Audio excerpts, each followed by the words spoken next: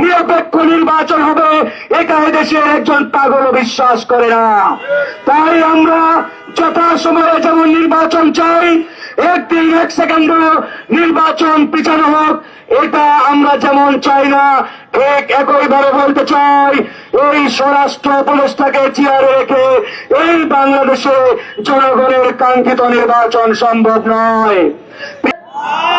এই সরকার পুরোপুরি ভাবে ব্যর্থ হয়েছে।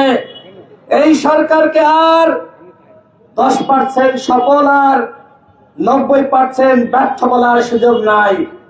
এখন বলতে হবে অন্তর্বর্তীকালীন সরকার শতভাগ।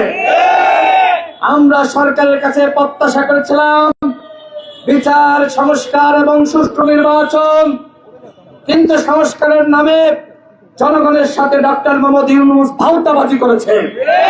সংস্কারের নামে জনগণের সাথে ডক্টর মোহাম্মদ ইউনূস প্রতারণা করেছে। বিচার বিভাগের স্বাধীনতার কথা বলছেন, আসলে কি বিচার বিভাগের সংস্কার হয়েছে? যদি সংস্কার হতো, এই ক্রিমিনাল কিভাবে জামিন পেল? আমি সেই প্রশ্ন রাখছি। জামিন পাওয়ার পরে আমার ভাইকে গুলি করলো, হত্যা করলো, এরপরে ভারতে পালিয়ে গেল। আজকে সীমান্ত অনিরাপদ, খুনিরা পালিয়ে যাচ্ছে। ভারতের আশ্রয় প্রশ্রয় না থাকলে ভাবে খুনিরা পালানোর সুযোগ পেত না। এক্ষেত্রে এই ভারত সরকারকেও দায় নিতে হবে। আমরা গণঅভ্যুত্থানের সময় স্লোগান তুলেছিলাম, ভারতীয় আগ্রাসন রুখে দাও জনগণ। সেই ভারতীয় আগ্রাসন কি বন্ধ হয়েছে? উসমান হাদিকে কেন গুলি করে হত্যা করা হলো, সেই প্রশ্ন কি আপনাদের মনে জাগে না? উসমান হাদি ভারতীয় আগ্রাসনের বিরুদ্ধে প্রতিবাদ করেছেন, আওয়ামী ফ্যাসিবাদের বিরুদ্ধে প্রতিবাদ করেছেন। এই দুই আগ্রাসন মিলে উসমান হাদিকে হত্যা করেছে। সেই আগ্রাসনের বিরুদ্ধে আমরা আজকে দাঁড়িয়েছি।